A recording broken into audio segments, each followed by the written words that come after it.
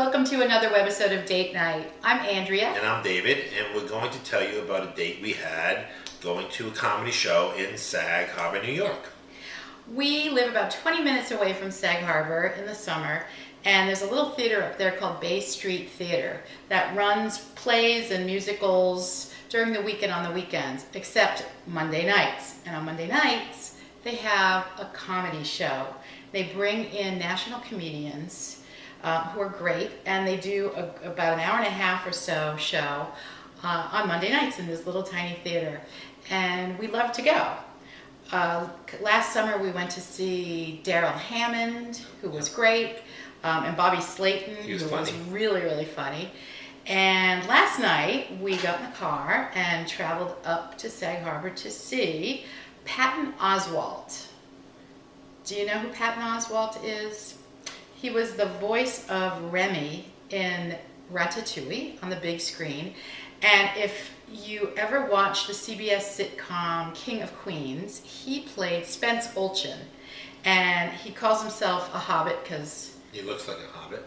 He does. Yep. And we loved him on King of Queens. One of my dirty little secrets is that I am a King of Queens fan. I love Kevin James. I think he's very funny. And I love Leah Remini. And Jerry Stiller was great on that show.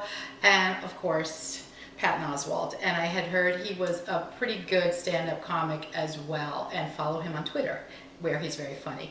So we thought that would be a fun show to see last night. And it's fun to go out to laugh, or in this case, laugh at other people who were in the audience there, which is pretty funny. Yeah. Most of the comics who come up to Bay Street in Sag Harbor have never been to Sag Harbor before and don't really know what to expect. The theater is this tiny little theater on a corner between the yacht club, where all these big, beautiful boats come in, and the little cobblestone street town, which has little boutiques. It's not a very fancy little town. It's very old town. It's very old. It's probably an old whaling town. And so you're right there, and usually the comics you can see them just walking around town because they usually go out for a bite first. And they always start the show by saying, I didn't know what to expect, but I was walking around and all of you are happy, tan, smiling, rich white people here. And the thing is, they're not wrong. It's true. In this case, there were some people in the audience so old, I don't think they had tans at all. They were so white. I think they came back from the dead. Remember the woman there that looked like she was 180 years old? I swear she came out of the grave. She was just totally pale gray with her hair slicked back and didn't laugh or smile. Every time I looked over, it was like this. The thing is, I have no idea why all these octogenarians came out to see Patton Oswalt. I don't know who they thought he was. I don't know if they thought he was General Patton or something like that. He's, there's a crude side to him, and they were horrified. These older women. I don't know. They were like Hazel and Ethel and Myrtle. Yeah, it looked like it was so funny, and a lot of them would get up in their little small groups and leave during the show because they were just so offended by the material.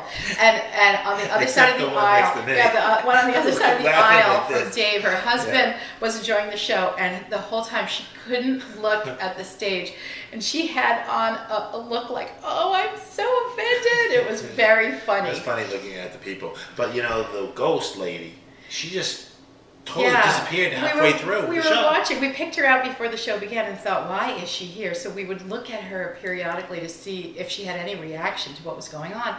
And about halfway through the show, we turned to look at her across the theater, and she had vanished. And the thing is, to get out of the theater, you have to walk down onto the stage, basically, she was a ghost. And leave. She looked like Lizzie Borden.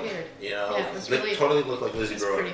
But the show was really kind of interesting in that because of the play that they had during the week, it was set up like a sitcom. So there was a kitchen, a living room, and then a deck to the ocean in between. It was, because there's a play called, I don't know, The Summer House or something like that plays during the week and on the weekends except for Monday nights. So the set is there, and so Patton used the set. He was very funny. He went into the kitchen, he grabbed someone from the audience, and he pretended he was doing a talk show, and then he lied down on the couch and he started reciting Shakespeare, and then he just cracks up laughing at himself. So I wasn't sure if I was laughing at his joke or just laughing at him from cracking up, which was actually pretty funny. Yeah, he was funny. He told more stories rather than having a big act. One thing that drives me crazy sometimes is going to see a comedian who has a really slick act where there's a running joke through the whole thing, and then at the end the big payoff is that same punchline to the nth degree, and that's not what this was at all. It was funny, relatable stories. Yeah, random, and he would be like hum. It wasn't like one of those really smooth, slick sets that they're doing like 6 nights a week. And funny but offensive sometimes, especially the discussion on the circus, which is really good. Oh my God, he did a bit about if we were pitching the concept of the circus today, how absurd it would sound. And he talks about, the animals that are all downtrodden, away from the wild, walking around, and then you have these guys that dress up in crazy costumes and makeup called clowns. And essentially, he said clowns are really just transvestites who don't stop. I can't believe she just said that.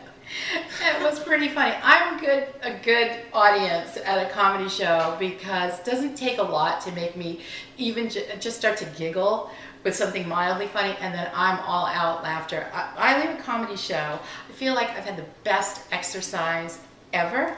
How cool would that be to have weight loss through comedy? I think that would, if I could market that, I would rule the world. You would be in, wouldn't you? I know you would be in. But your body just feels so good, and you release all those endorphins and good stuff after laughing for a couple hours.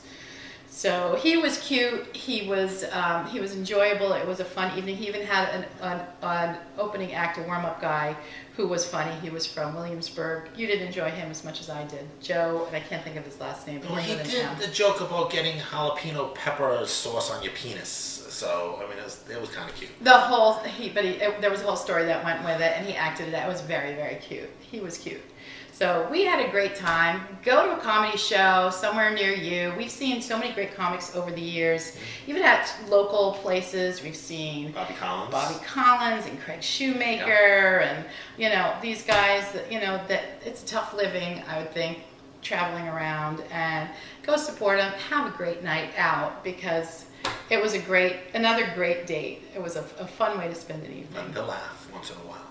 Fun to laugh all the time, I say. That's my philosophy. Sure. Anyway, thanks for joining us. Hope you're having a great summer, and we'll catch you after our next date.